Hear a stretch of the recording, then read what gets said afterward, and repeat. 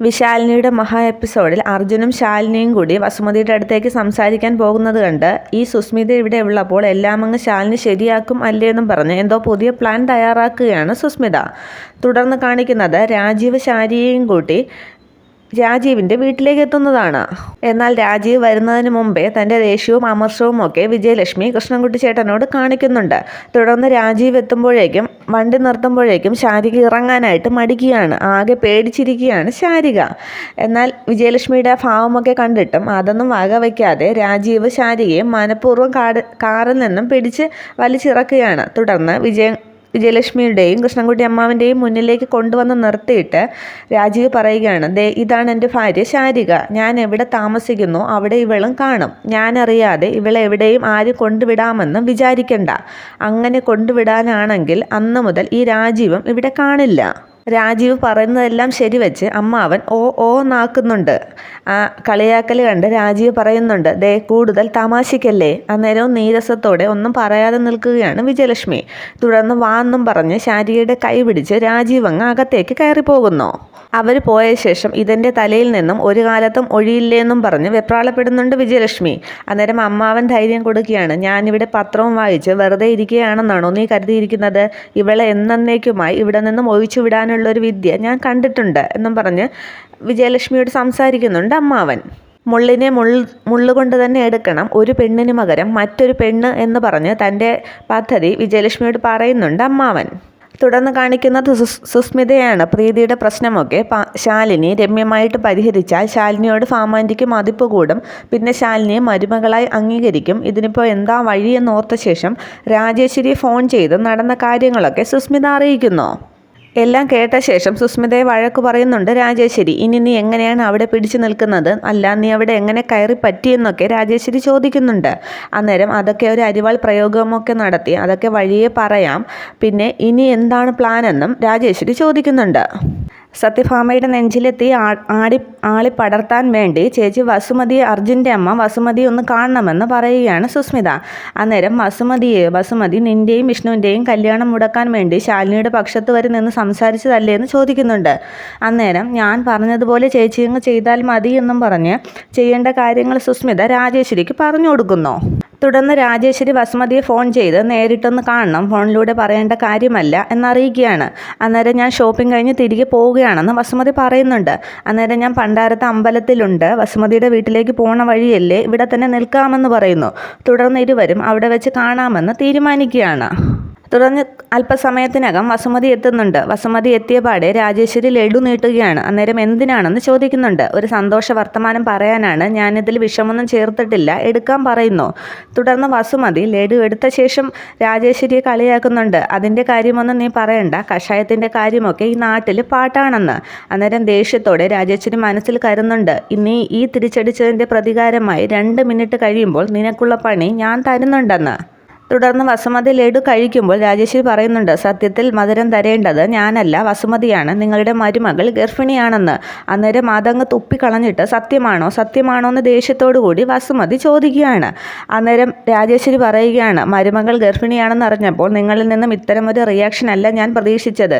അത് കേട്ടപ്പോൾ തന്നെ ഇത്രയും പ്രതികാരം നിങ്ങൾക്കുണ്ടായെങ്കിൽ ബാക്കിയുള്ളതൊന്നും ഞാൻ പറയുന്നില്ല എന്നും പറഞ്ഞ് രാജേശ്വരി ഇങ്ങ് തിരിഞ്ഞ് നടക്കാൻ തുടങ്ങുകയാണ്. തുടർന്ന് വസുമതിയുടെ ഉള്ളിൽ വിഷം കുത്തിവെക്കാനുള്ള ശ്രമത്തിലാണ് രാജേശ്വരി. പ്രീതിയുടെ ഗർഭത്തിന് കുട പിടിച്ചു കൊടുത്തത് നിങ്ങളുടെ മാനസപുത്രി ശാലിനിയാണ്. ആ ഗർഭം ശാലിനിയാണ് ഏറ്റെടുത്തത്. അതേ തുടർന്നാണ് വിഷ്ണുവിൻ്റെയും സുസ്മിതയുടെയും കല്യാണമൊക്കെ നിശ്ചയിച്ചതും. അന്ന് തലകറങ്ങി വീണതുകൊണ്ടാണ് എല്ലാവരും അറിഞ്ഞത്. ഇല്ലെങ്കിൽ പ്രീതി പ്രസവിച്ചതിന് ശേഷം മുത്തശ്ശി ആയിട്ടേ നിങ്ങൾ കാര്യങ്ങളൊക്കെ അറിയുമായിരുന്നുള്ളൂ എന്നും വസുമതിയോട് രാജേശ്വരി പറയുകയാണ്. തുടർന്ന് കഥയ്ക്ക് ഒരു അനുബന്ധം കൂടി ഉണ്ടെന്ന് രാജേശ്വരി പറയുന്നുണ്ട്. കാര്യങ്ങളൊക്കെ അറിയുമ്പോൾ കുഞ്ഞിനെ നശിപ്പിക്കും, അതിനെ ഇല്ലാതാക്കുമെന്ന സത്യഭാമ അങ്ങനെ ചെയ്യുമെന്നൊക്കെയാണ് എല്ലാവരും കരുതിയിരുന്നത്. പക്ഷേ സത്യഭാമയ്ക്ക് ഒരു കുലുക്കവുമില്ല. അത് നിങ്ങളുടെ തലയിലേക്കാണ് ഭാമ ഇപ്പോൾ കെട്ടിവെച്ചിരിക്കുന്നത്. നിങ്ങളുടെ മകൻ്റെ തലയിലേക്കാണ് കെട്ടിവെച്ചിരിക്കുന്നത്. കുഞ്ഞ് അർജുൻ്റേതാണെന്ന് പറഞ്ഞ് നിങ്ങളുടെ വീട്ടിലേക്ക് പ്രീതിയെ അയക്കാനിരിക്കുകയാണ് സത്യഭാമ ഇപ്പോൾ. തുടർന്ന് ദേഷ്യത്തോടെ ഞാൻ വീട്ടിലേക്ക് ചെല്ലട്ടെ എന്നും പറഞ്ഞ് പോകാൻ തുടങ്ങുന്ന വസുമതിയെ പിടിച്ചു നിർത്തി വീണ്ടും രാജേശ്വരി ചോദിക്കുകയാണ്, ഞാനൊരു സംശയം കൂടി ചോദിച്ചോട്ടെ? പ്രീതി നിങ്ങളുടെ മകനുമായിട്ട് കുറേ കാലമായി അകന്ന് കഴിയുകയല്ലേ? നിങ്ങളാണെങ്കിൽ പ്രീതിയെ കാണാൻ അർജുനെ സമ്മതിക്കുന്നുമില്ല, അർജുനെ കാണാനും പ്രീതിയെ ഫാമയിൽ സമ്മതിക്കില്ല. അപ്പോൾ പിന്നെ കുഞ്ഞ് അർജുൻ്റേതാണോ? എൻ്റെ സംശയമല്ല, നാട്ടുകാരുടെ മൊത്തത്തിലുള്ള സംശയമാണ് എന്നൊക്കെ മുനവച്ച് വസുമതിയോട് സംസാരിക്കുകയാണ് രാജേശ്വരി. ഒന്നും മിണ്ടാതെ വസുമതി നിൽക്കുമ്പോൾ രാജേശ്വരി പറയുന്നുണ്ട്, ആ ചോദ്യത്തിന് ഉത്തരം പറയാൻ പറ്റുന്നത് പ്രീതിക്കാണ്. ചിലപ്പോൾ ശാലിനിക്കും പറ്റുമായിരിക്കും, അവളാണല്ലോ എല്ലാത്തിനും കുട പിടിച്ചു കൊടുക്കുന്നത് എന്നൊക്കെ പറഞ്ഞ് പ്രീതിയോടും ശാലിനിയോടുമുള്ള വസുമതിയുടെ ദേഷ്യമങ്ങ് ആള് കത്തിക്കുകയാണ് രാജേശ്വരി. വല്ലവൻ്റെയും കുഞ്ഞ് മുത്തശ്ശിന്ന് വിളിക്കേണ്ട ഗതികേട് നിങ്ങൾക്കുണ്ടാകുമല്ലോ വസുമതിയെന്ന് രാജേശ്വരി പറഞ്ഞു നിർത്തുമ്പോൾ തന്നെ ദേഷ്യത്തോടു കൂടി വണ്ടിയെടുത്ത് വസുമതി വീട്ടിലേക്ക് പോകുന്നുണ്ട്. തുടർന്ന് കാണിക്കുന്നത് ശാലിനിയും കൂട്ടി അർജുൻ എത്തുന്നതാണ്. അന്നേരം അമ്മയെന്ന് വിളിക്കുമ്പോൾ നിൻ്റെ നാവിൽ നിന്ന് അവസാനമായിട്ട് അമ്മയെന്ന് വിളിക്കാനുള്ള അവസരമാണിത്. ഇനി ഒരിക്കലും നിൻ്റെ മുമ്പിൽ ഈ വസുമതി ഉണ്ടാകില്ല, കത്തി ചാമ്പലാകാൻ പോവുകയാണ് എന്നൊക്കെ ദേഷ്യത്തോടു കൂടി വസുമതി പറയുന്നു. അന്നേരം അതിനിപ്പോൾ എന്താ സംഭവിച്ചതെന്നൊക്കെ അർജുൻ ചോദിക്കുന്നുണ്ട്. അന്നേരം ശാലിനി ചിന്തിക്കുന്നുണ്ട്, ഈ കാര്യങ്ങളൊക്കെ ഇത്രയും വളച്ചൊടിച്ച് ഇവിടെ ആരാണ് എത്തിച്ചതെന്ന്. അന്നേരം വസുമതിയുടെ കയ്യിലേക്ക് ഒരു ക്യാൻ മണ്ണെണ്ണയും ഇരിപ്പുണ്ട്. ആൻറ്റി പറയുന്നത് പോലെയുള്ള കാര്യങ്ങൾ എന്നൊക്കെ പറഞ്ഞ് വസുമതിയെ സമാധാനിപ്പിക്കാൻ ശാലിനി ശ്രമിക്കുന്നുണ്ട്. പക്ഷേ നീ മിണ്ടരുത്, ഒരു മകളെ പോലെ നിന്നെ ഞാൻ സ്നേഹിച്ച് വിശ്വസിച്ചതല്ലേ, നീ കൂടി ഈ ചതിക്ക് കൂട്ടുനിന്നില്ലേ എന്നൊക്കെ പറഞ്ഞ് ശാലിനിക്കും എതിരെ തിരിയുകയാണ് വസുമതി. ഈ അവിഹിത ഗർഭം എൻ്റെ മകൻ്റെ തലയിൽ കെട്ടിവെച്ചാൽ നിന്നെ മരുമകളാക്കി പട്ടുമത്തയിൽ വാഴിക്കാമെന്ന് സത്യഭാമ വാക്ക് തന്നോ? പിന്നെ വിഷ്ണുവിൻ്റെയും സുസ്മിതയുടെയും വിവാഹം നിശ്ചയിച്ചപ്പോൾ അർജുൻ്റെ രണ്ടാം വിവാഹം ഞാൻ അതേ പന്തൽ വെച്ച് നടത്തുമെന്ന് വാശി പിടിച്ചത് എന്തിനാണെന്ന് നിനക്കറിയാമോ? അതുദ്ദേശിച്ചെങ്കിലും അവരാ കല്യാണത്തിൽ നിന്നും പിന്മാറുമെന്ന് കരുതിയാണ്, നിനക്ക് വേണ്ടിയാണ് ഞാനതൊക്കെ ചെയ്തത് എന്നൊക്കെ വസുമതി പറയുന്നുണ്ട്. നിന്റെ താലി അറ്റുപോകാതിരിക്കാണ് ഞാനതൊക്കെ ചെയ്തതെന്ന് വസുമതി പറയുന്നുണ്ട്. അന്നേരം അർജുൻ ചോദിക്കുന്നുണ്ട്, അമ്മേ അതിന് ശാലിനി എന്ത് കുറ്റമാണ് ചെയ്തതെന്ന്. അന്നേരം കളിയാക്കി വസുമതി ചോദിക്കുകയാണ്, പിന്നെ എന്താടാ ഇവിടെ സപ്താഹ യജ്ഞം നടക്കുന്നുണ്ടോ? നീ ഇവളെയും കൂട്ടി ഇവിടേക്ക് വരാനായിട്ട്? അന്നേരം ശാലിനി മനസ്സിലാക്കുന്നുണ്ട് സുസ്മിതയായിരിക്കും ഈ കാര്യങ്ങളൊക്കെ ഇത്രയ്ക്ക് വഷളാക്കിയതെന്ന്. തുടർന്ന് പ്രീതിയെപ്പറ്റി മോശമായിട്ട് സംസാരിക്കുന്നുണ്ട് വസുമതി. അന്നേരം ശാലിനിയോട് ചോദിക്കുന്നുണ്ട്, ഒരു വർഷമായി ഇവർ പിരിഞ്ഞ് കഴിയുകയല്ലേ, പിന്നെങ്ങനെയാണ് അവൾ ഗർഭിണി ആയതെന്നൊക്കെ. അന്നേരം അർജുൻ ദേഷ്യപ്പെടുകയാണ്, അമ്മയായാലും അമ്മയ്ക്കൊരു പരിധിയുണ്ട്, ഇനി പ്രീതിയെക്കുറിച്ച് മോശമായിട്ട് സംസാരിക്കരുത്, പരിധി വിട്ടരുത്. അമ്മ ഇനി എന്ത് വിഡ്ഢിവേഷം കെട്ടിയാലും ഞാൻ പ്രീതി ഇവിടേക്ക് കൂട്ടിക്കൊണ്ടുവരുമെന്ന് അർജുൻ ഉറപ്പിച്ചു പറയുകയാണ്. എല്ലാം കേട്ട് ദേഷ്യപ്പെട്ട് നിനക്ക് ഞാൻ കാണിച്ചു തരാടാന്നും പറഞ്ഞ് മണ്ണെടുത്ത് തലയിലേക്ക് ഒഴിക്കാനുള്ള ശ്രമത്തിലാണ് വസുമതി. അന്നേരം ശാലിനിയും അർജുനും കൂടി പിടിച്ചു വാങ്ങാനൊക്കെ ശ്രമിക്കുകയാണ്. തുടർന്ന് അർജുൻ പിടിച്ചു വാങ്ങിയ ശേഷം എല്ലാവരെയും തള്ളി മാറ്റി നിങ്ങൾക്കൊക്കെ ഞാൻ കാണിച്ചു തരാമെന്നും പറഞ്ഞ് അർജുൻ തൻ്റെ തലയിലൂടെ മണ്ണെണ്ണയും ഒഴിക്കുകയാണ്. തുടർന്ന് വസുമതിയുടെ കയ്യിൽ നിന്നും തീപ്പെട്ടിയും തട്ടിപ്പറിച്ചു വാങ്ങുകയാണ് അർജുൻ. അമ്മ എന്തിനാ മരിക്കുന്നത്? ഞാൻ മരിച്ചോളാം, ആരും അടുക്കരുത് എന്നൊക്കെ പറഞ്ഞ് രണ്ടുപേരെയും തള്ളി മാറ്റുന്നുണ്ട് അർജുൻ. അന്നേരം ആകെ ഭയപ്പെട്ട് നിൽക്കുകയാണ് വസുമതിയും ശാലിനിയും. മോനെ വേണ്ട, അർജുനേട്ടാ വേണ്ട എന്നൊക്കെ വസുമതി ശാലിനിയും പറയുന്നുണ്ട്. ഞാൻ കാരണമല്ലേ പ്രശ്നങ്ങളുണ്ടായത്, എൻ്റെ വിവാഹം, എൻ്റെ ഭാര്യ, അപ്പം ഞാൻ മരിക്കുമ്പോൾ അതോടുകൂടി എല്ലാം തീരുമല്ലോ. വളരെ പ്രതീക്ഷയോടുകൂടി ഞാനൊരു വിവാഹം കഴിച്ചു, എന്നിട്ട് എത്ര കാലമാണ് ഒരുമിച്ച് ജീവിച്ചത് എന്നൊക്കെ തൻ്റെ സങ്കടങ്ങൾ കരഞ്ഞുകൊണ്ട് അർജുൻ പറയുകയാണ്. അന്നേരം വസുമതിയും ശാലിനിയും ഒക്കെ കരയുന്നുണ്ട്.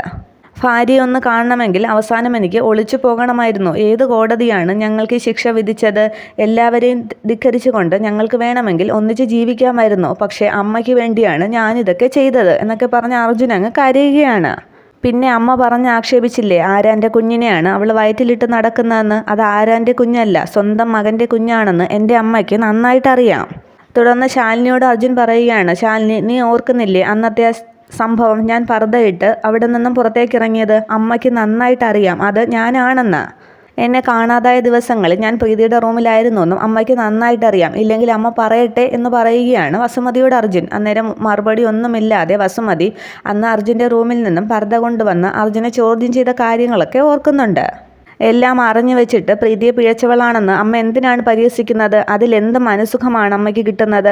തുടർന്ന് തീപ്പെട്ടി വസുമതിയുടെ കയ്യിലേക്ക് വച്ചു കൊടുത്തിട്ട് അർജുൻ പറയുകയാണ്, ഇനി അമ്മ തന്നെ കത്തിക്ക്, അതിനുള്ള ഏറ്റവും വലിയ അവകാശം അമ്മയ്ക്ക് തന്നെയാണുള്ളത്. പ്രീതി കൂടെയില്ലാത്തൊരു ജീവിതം എനിക്ക് ആലോചിക്കാൻ കൂടി പറ്റില്ല. ഇഞ്ചിഞ്ചായി മരിക്കുന്നതിന് പകരം ഒറ്റയടിക്ക് എല്ലാം കൂടി അവസാനിപ്പിച്ച് തായെന്നും പറഞ്ഞ് കരഞ്ഞ് വസുമതിയുടെ മുമ്പിൽ തൊഴുതു നിൽക്കുകയാണ് അർജുൻ. അമ്മയ്ക്ക് അമ്മയുടെ മകനോട് സ്നേഹമുള്ളതുപോലെ എനിക്ക് എൻ്റെ മകനോടും സ്നേഹമില്ലേ അമ്മേ? അവൻ്റെ അച്ഛൻ്റെ കൂടെ ജീവിക്കണമെന്നും കൂടെ കിടത്തി ഉറക്കണമെന്നും താരാട്ട് പാടണമെന്നും അങ്ങനെ ഒരുപാട് സ്വപ്നങ്ങൾ ആ കുഞ്ഞിന് കാണണമെന്നില്ലേ എന്നൊക്കെയുള്ള അർജുൻ്റെ ചോദ്യങ്ങൾക്ക് മറുപടി ഇല്ലാതെ കരഞ്ഞു നിൽക്കുകയാണ് വസുമതി. അന്നേരം വസുമതിയുടെ കയ്യിൽ നിന്നും ലൈറ്റർ അങ്ങ് താഴെ ഇടുന്നുണ്ട്. എനിക്കെൻ്റെ അച്ഛനുണ്ടായിരുന്നെങ്കിൽ ഈ ഗതി വരില്ലായിരുന്നു, അച്ഛനുണ്ടായിരുന്നെങ്കിൽ എന്നെ മനസ്സിലാകുമായിരുന്നു എന്നൊക്കെ പറഞ്ഞ് കരഞ്ഞ് വസുമതിയുടെ മുമ്പിൽ മുട്ടുകുത്തി നിൽക്കുകയാണ് അർജുൻ.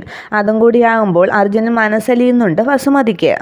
എനിക്ക് പ്രീതിയില്ലാതെ ജീവിക്കാൻ കഴിയില്ല. അമ്മയ്ക്കും അനിയത്തിക്കും വേണ്ടി മാറി മാറി പണിയെടുക്കാനാണ് എൻ്റെ ജീവിതമെങ്കിൽ അമ്മ ഇനി അവസാനിപ്പിച്ച് താഴ്ന്നും പറഞ്ഞ് ലൈറ്റർ എടുത്ത് വസുമതിയുടെ കയ്യിൽ വീണ്ടും കൊടുക്കുന്നുണ്ട് അർജുൻ. വീണ്ടും ലൈറ്റർ താഴെ കളഞ്ഞതിന് ശേഷം അർജുനെ പിടിച്ചെഴുന്നേൽപ്പിച്ച് അർജുൻ്റെ മുഖത്തൊക്കെ തലോടി വസുമതി പറയുകയാണ്, അമ്മയ്ക്ക് തെറ്റുപറ്റി, അത് തിരുത്താനീ അമ്മ തയ്യാറാണ്. പ്രീതിയെ എത്രയും പെട്ടെന്ന് കൂട്ടിക്കൊണ്ടുവരണം, അമ്മയ്ക്ക് വിരോധമൊന്നുമില്ല. അതൊക്കെ കേൾക്കുമ്പോൾ ശാലിനിക്കും അർജുനും അങ്ങ് ആകെ സന്തോഷമാവുകയാണ്.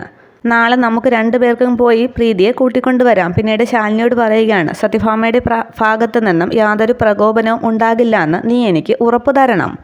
ഒന്നും ഉണ്ടാകില്ല ആൻറ്റി എന്ന് വസുമതിയുടെ കയ്യിലേക്ക് വാക്ക് കൊടുക്കുകയാണ് ശാലിനി. അന്നേരം നാളെ ഒരു നല്ല സമയം നോക്കി പ്രീതി ഇങ്ങോട്ട് കൂട്ടിക്കൊണ്ടുവരാമെന്ന് വസുമതിയും പറയുന്നു.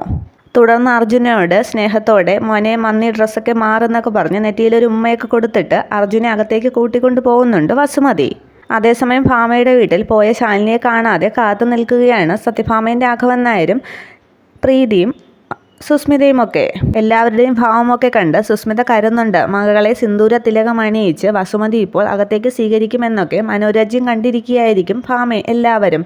പക്ഷേ സുസ്മിത ഈ വീട്ടിലുള്ളപ്പോൾ അതിനൊന്നും സമ്മതിക്കില്ല. ശാലിനി പോയിട്ട് കണ്ടില്ലല്ലോ എന്ന് രാഘവൻ നായർ പറയുമ്പോൾ സുസ്മിത മനസ്സിൽ കരുതുകയാണ്, അവൾ പോയിട്ട് ഇപ്പോൾ വരും, പട്ടി ചന്തയ്ക്ക് പോയതുപോലെ. അന്നേരമാണ് സന്തോഷത്തോടു കൂടി ശാലിനി അവിടേക്ക് വരുന്നത്. ഓടി പ്രീതി അടുത്തേക്ക് ചെല്ലുന്നുണ്ട് ശാലിനിയുടെ. അന്നേരം രാഘവൻ നായർ എന്തായി, വസുമതി എന്ത് പറഞ്ഞു എന്ന് ചോദിക്കുന്നുണ്ട്. അന്നേരം പ്രീതിയെ ചേർത്ത് പിടിച്ച് വസുമതി ആൻറ്റി വരുമച്ച, പ്രീതിയെ നാളെ തന്നെ കൂട്ടിക്കൊണ്ടു പോകുമെന്ന്. അന്നേരം എല്ലാവർക്കും അന്ന് സന്തോഷമാവുകയാണ്. പക്ഷേ സുസ്മിത ചിന്തിക്കുകയാണ് ഇതെങ്ങനെ സംഭവിച്ചു എന്ന്. രാജേശ്വരി ചേച്ചിയെ ഞാനൊരു കാര്യം ഏൽപ്പിച്ചിട്ട് അവർ വൃത്തിയായി ചെയ്തില്ലേ, അതോ ഇതിനിടയ്ക്ക് ഇവളെന്തെങ്കിലും കള്ളത്തരം ഒപ്പിച്ചോ എന്നൊക്കെ ചിന്തിച്ചിരിക്കുകയാണ് സുസ്മിത. ആ സന്തോഷ വാർത്തയൊക്കെ കേട്ട് വിഷ്ണു അങ്ങ് ആശ്വസിക്കുകയാണ് മുകളിൽ നിന്ന്. അന്നേരം ഭാമയ്ക്ക് സന്തോഷമാകുന്നെങ്കിലും അത് ശാലിനിയുടെ അടുത്ത് ഭാമ കാണിക്കുന്നില്ല. അന്നേരം സുസ്മിതയുടെ ഭാവം കണ്ടിട്ട് എന്താ സുസ്മിത ഒരു ടെൻഷൻ എന്ന് ചോദിക്കുന്നുണ്ട്. ഏയ് ഒന്നുമില്ല. പിന്നെ ഇത് ആരാണ് നേരിട്ട് പറഞ്ഞത്, വസുമതി ആൻറ്റി നേരിട്ടാണോ ഫോണിലാണോ എന്നൊക്കെ ചോദിക്കുന്നുണ്ട്. അന്നേരം എന്നോട് നേരിട്ട് തന്നെയാണ് പറഞ്ഞത് എന്നൊക്കെ ശാലിനി പറയുന്നുണ്ട്. അന്നേരം ശാലിനിക്ക് അറിയാം സുസ്മിതയാണ് ഇതിനിടയിൽ കളിച്ചതെന്നൊക്കെ. അല്ല നിനക്കിപ്പോൾ എന്താ കുഴപ്പം, പ്രീതി വസുമതി ആൻറ്റി കൂട്ടിക്കൊണ്ട് പോണതാണോ പ്രശ്നമെന്ന് സുസ്മിതയോട് ശാലിനി ചോദിക്കുന്നുണ്ട്. അന്നേരം ഭാവമൊക്കെ മാറി, അയ്യോ ഞാൻ എങ്ങനെ വിചാരിക്കുമോ, മഹാഭാവം പറയല്ലേ ശാലിനി എന്നൊക്കെ സുസ്മിത അങ്ങ് പറഞ്ഞ് അഭിനയിക്കുന്നുണ്ട്. അല്ല വസുമതി ആൻറ്റിക്ക് പെട്ടെന്ന് എങ്ങനെയാണ് ഇങ്ങനെ ഒരു ചേഞ്ച് വന്നതെന്നാണ് ഞാനെന്ന് പറയുമ്പോൾ രാഘവൻ നായർ പറയുകയാണ്, മനുഷ്യനായാൽ മാറ്റങ്ങളൊക്കെ ഉണ്ടാകും സുസ്മിതയെന്ന്. അന്നേരം സുസ്മിത പറയുകയാണ്, അങ്ങനെ ധ്യാനം കൂടി നന്നായവരെയൊന്നും ഞാൻ ഇതുവരെ കണ്ടിട്ടില്ല. അന്നേരം സുസ്മിതയ്ക്ക് മറുപടി കൊടുത്ത് രാഘവൻ നായർ പറയുകയാണ്, അതൊരു മനുഷ്യനായി പിറക്കുകയും മനുഷ്യരുടെ ഇടയിൽ ജീവിക്കുകയും വേണം. അന്നേരം മതി നിർത്തുമെന്നും പറഞ്ഞ് ചാടി എഴുന്നേറ്റ് ശാലിനിയോട് ചോദിക്കുകയാണ്, പ്രീതിയെ കൂട്ടിക്കൊണ്ടുപോകാൻ വസുമതി അർജുനും കൂടി നാളെ വരും, അങ്ങനെയല്ലേ നീ പറഞ്ഞത്? അങ്ങനെയായാൽ എല്ലാവർക്കും നല്ലത്. എന്നിട്ട് പോകാൻ നേരം ശാലിനിയെ നോക്കി ഭാമ പറയുന്നുണ്ട്, അങ്ങനെ ജീവിതത്തിൽ ആദ്യമായി നീ ഒരു നല്ല കാര്യം ചെയ്തു. അത്രയും പറഞ്ഞ് ഭാമ അങ്ങ് അകത്തേക്ക് പോകുന്നുണ്ട്. എല്ലാം തകർന്ന് പാളീസായല്ലോ, ആൻറ്റി അവളെ അഭിനന്ദിക്കുകയും ചെയ്തു. ഇനി എന്തിനാ സുസ്മിതയെ നീ ജീവിച്ചിരിക്കുന്നത് എന്നൊക്കെ അങ്ങ് ചിന്തിച്ചു കൂട്ടുകയാണ് അവിടെ നിന്നുകൊണ്ട് തന്നെ സുസ്മിത. തുടർന്ന് ശാലിനി സുസ്മിതയുടെ അടുത്തേക്ക് ചെന്ന് പറയുന്നുണ്ട്, നീ ചെയ്ത പുണ്യപ്രവൃത്തിയൊക്കെ എനിക്ക് മനസ്സിലായി. വീടിനുള്ളിലൊരു പാമ്പ് കയറി പാർക്കാൻ തുടങ്ങിയാൽ എല്ലാവരുടെയും കണ്ണ് അതിലായിരിക്കും. നിന്റെ ഉള്ളിലെ വിഷം ഭാമാൻറ്റിക്ക് മാത്രമേ തിരിച്ചറിയാതെ ഉള്ളൂ, ഞങ്ങൾക്കെല്ലാം അറിയാം എന്നൊക്കെ സുസ്മിതയോട് സംസാരിക്കുകയാണ് ശാലിനി. ഭാമാൻറ്റി അടക്കം എല്ലാവരിലേക്കും വിഷം നീ ചീറ്റുമെന്ന് എനിക്ക് നന്നായിട്ടറിയാം. അത് നോക്കേണ്ട ബാധ്യത എനിക്കാണ്. കാരണം നാളെ ഈ വീട് നോക്കേണ്ടത് ഞാനാണ് എന്നൊക്കെ ശാലിനി സുസ്മിതയോട് പറയുകയാണ്. അന്നേരം ശാലിനി എന്താണ് പറയുന്നതെന്നൊക്കെ രാഘവൻ നായരും പ്രീതിയും മുകളിൽ നിന്ന് വിഷ്ണുവും ശ്രദ്ധിക്കുന്നുണ്ട്. തുടർന്ന് പോടിയെന്നും പറഞ്ഞ് സുസ്മിതയെ റൂമിലേക്ക് പറഞ്ഞു വിടുന്നുണ്ട് ശാലിനി. അന്നേരം വിഷ്ണു താഴേക്ക് ഇറങ്ങി ചോദിക്കുന്നുണ്ട്, എന്താണ് സുസ്മിതയുമായിട്ടൊരു കൊച്ചു വർത്തമാനമെന്ന്. അന്നേരം ഒന്നുമില്ല, ഞാൻ വിശേഷങ്ങളൊക്കെ ചോദിച്ചതാണെന്ന് ശാലിനി ചിരിച്ചു പറയുകയാണ്. അന്നേരം വീണ്ടും അവൾ എന്തെങ്കിലും പ്രശ്നമുണ്ടാക്കിയോ എന്ന് രാഘവൻ നായർ തിരക്കുന്നുണ്ട്. ഇല്ലച്ച, കാര്യങ്ങളൊക്കെ രമ്യതയിൽ പരിഹരിച്ചില്ലേ, സന്തോഷമെന്ന് പറഞ്ഞങ്ങ് ചിരിച്ചു നിൽക്കുകയാണ് ശാലിനി. കൊച്ചു വർത്തമാനമല്ല, അവൾക്കൊരു കൊട്ടു കൊടുത്തിട്ടാണ് വർത്തമാനം പറയേണ്ടതെന്ന് പ്രീതി സന്തോഷത്തോടുകൂടി ചിരിച്ചു പറയുന്നു. അതുകൊണ്ട് രാഘവൻ നായർ സന്തോഷിക്കുകയാണ്. കണ്ടോ എൻ്റെ മോള് തമാശയൊക്കെ പറയാൻ തുടങ്ങി. അത് കേട്ട് എല്ലാവരും അങ്ങ് ചിരിക്കുകയാണ്. അന്നേരം ഒന്ന് വച്ചാന്നും പറഞ്ഞ് രാഘവൻ നായരെ നുള്ളുന്നുണ്ട് പ്രീതി. അന്നേരം ഇതേ എനിക്ക് വേദനിച്ചു കേട്ടോ, അർജുൻ നിന്നെ എങ്ങനെ സഹിക്കുമടി, പിന്നെയും അവൻ നിന്നെ ഇവിടെ കൊണ്ടാക്കുമേ എന്നൊക്കെ കളിയാക്കി രാഘവൻ നായർ പറയുന്നു. അന്നേരം ആകെ സന്തോഷ നാണത്തോടു കൂടി മുകളിലേക്ക് കയറി ഓടി പോവുകയാണ് പ്രീതി പോകുന്നുണ്ട്. നിൻ്റെ പെങ്ങളുടെ കാര്യം എന്നൊക്കെ വിഷ്ണുവിനോട് പറയുമ്പോൾ പതുക്കെ എന്നൊക്കെ വിഷ്ണുവും ചിരിച്ച് പറയുന്നുണ്ട്. തുടർന്ന് സന്തോഷം നിൽക്കുന്ന ശാലിനിയെ ഒന്ന് സ്നേഹത്തോടെ നോക്കിയിട്ട് അമ്മയടക്കം എല്ലാവർക്കും സന്തോഷമായല്ലോ, അപ്പോൾ ഇന്ന് രാത്രി എന്തെങ്കിലുമൊക്കെ നടക്കും എന്ന് ശാലിനിയെ നോക്കിയങ്ങ് കരുതുകയാണ് വിഷ്ണുവിൻ്റെ ഭാവമൊക്കെ കണ്ട് എക്സ്പ്രഷൻ പെട്ടെന്ന് മാറിയല്ലോ, എന്ത് പറ്റിയെന്ന് ചിന്തിക്കുകയാണ് ശാലിനി. അന്നേരം മനസ്സിൽ തന്നെ വിഷ്ണു പറയുന്നുണ്ട്, മനസ്സിൽ ലഡു പൊട്ടി എന്നൊക്കെ പറഞ്ഞ് കണ്ണൊക്കെ ഇങ്ങനെ മുകളിലോട്ടും താഴോട്ടുമൊക്കെ ആക്കി കാണിക്കുന്നുണ്ട് ശാലിനിയെ നോക്കി വിഷ്ണു. ഇവരുടെ രണ്ടുപേരുടെയും റിയാക്ഷനും ഭാവമൊക്കെ ശ്രദ്ധിച്ച് അങ്ങനെ ഇരിക്കുകയാണ് രാഘവൻ നായരും. ഒന്നും മനസ്സിലാവുന്നില്ലല്ലോ, എന്തു പറ്റി ആശാന് എന്നൊക്കെ ശാലിനി ചിന്തിക്കുന്നുണ്ട്. മനസ്സിലാക്കി തരാം മോളെ, രാത്രി ആകട്ടെ എന്ന് വിഷ്ണുവും അങ്ങ് മനസ്സിൽ പറയുകയാണ്. എന്നിട്ട് ശാലിനിയെ ഒന്ന് അടിമുടി നോക്കി താളമൊക്കെ പിടിച്ച് അങ്ങോട്ട് മുകളിലോട്ട് കയറിപ്പോവുകയാണ് വിഷ്ണു. പോകാൻ നേരവും തിരിഞ്ഞ് നോക്കി അങ്ങ് കൊട്ടയൊക്കെ ചെയ്യുന്നുണ്ട് വിഷ്ണു. അന്നേരം ശാലിനിയും അതങ്ങ് ആസ്വദിക്കുകയാണ്. തുടർന്നാണ് രാഘവൻ നായർ മുമ്പിലിരിക്കുന്ന കാര്യം ശാലിനി ശ്രദ്ധിക്കുന്നത്. തുടർന്ന് ശാലിനി നാണത്തോടെ അങ്ങകത്തേക്ക് കയറിപ്പോകുന്നു. തുടർന്ന് മുറ്റത്ത് നിന്ന് ശാലിനി ഫോണിൽ കാര്യങ്ങളൊക്കെ ശാരദാമ്മയെ വിളിച്ച് അറിയിക്കുകയാണ്. അന്നേരമാണ് വിഷ്ണു പുറത്തേക്ക് വരുന്നത്. ഇവിടെ നിൽപ്പുണ്ടായിരുന്നു എന്നും പറഞ്ഞ്. ഇതൊക്കെ ബാൽക്കണിയിൽ നിന്നും സുസ്മിതയും ശ്രദ്ധിക്കുന്നുണ്ട്. ശാലിനി ഫോൺ ചെയ്യുന്നത് കണ്ട് വിഷ്ണു പതിയെ പിറകിലൂടെ വന്ന് ശാലിനിയുടെ വാ പൊത്തിയിട്ട് ശാലിനിയെ വട്ടം ചുറ്റി പിടിക്കുകയാണ്. അന്നേരം ശാലിനി അങ്ങ് വിളിക്കാനുള്ള ശ്രമത്തിലാണ്. വിഷ്ണു പറയുകയാണ്, അയ്യോ വിളിക്കല്ലേ ഞാനാണെന്ന്. വിഷ്ണു ഏട്ടാന്നൊക്കെ ശാലിനി വിളിക്കുമ്പോഴേക്കും പെട്ടെന്ന് ശാലിനി എടുത്തങ്ങ് തോളിലേക്ക് ഇടുകയാണ് വിഷ്ണു. ഞാൻ എന്തായി കാണുന്നത്, ഫോട്ടോ എടുത്ത് ഫാമാൻറ്റിയെ കാണിക്കാമെന്ന് പറഞ്ഞ് ഫോൺ ഓണാക്കാൻ ശ്രമിക്കുകയാണ് സുസ്മിത. അന്നേരവും വിഷ്ണു ഏട്ടാ വീട് താഴെ ഇറക്ക്, ആരെങ്കിലും കാണുമെന്നൊക്കെ ശാലിനി പറയുകയാണ്. അടങ്ങി കിടന്നെങ്കിൽ ഇല്ലെങ്കിൽ ഒരു പിട വെച്ച് തരും എന്നൊക്കെ വിഷ്ണു പറയുന്നുണ്ട്.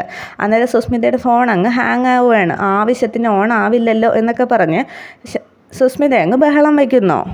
വീണ്ടും വിട് എന്നൊക്കെ ശാലിനി പറയുന്നുണ്ട്. അന്നേരം വിടാം ഇപ്പോഴല്ല എന്നും പറഞ്ഞ് ശാലിനിയും എടുത്തങ്ങ് അകത്തേക്ക് പോവുകയാണ് വിഷ്ണു. അന്നേരം അപ്പോഴത്തേക്കും സുസ്മിതയുടെ ഫോൺ ഓൺ ആകുന്നുണ്ട്.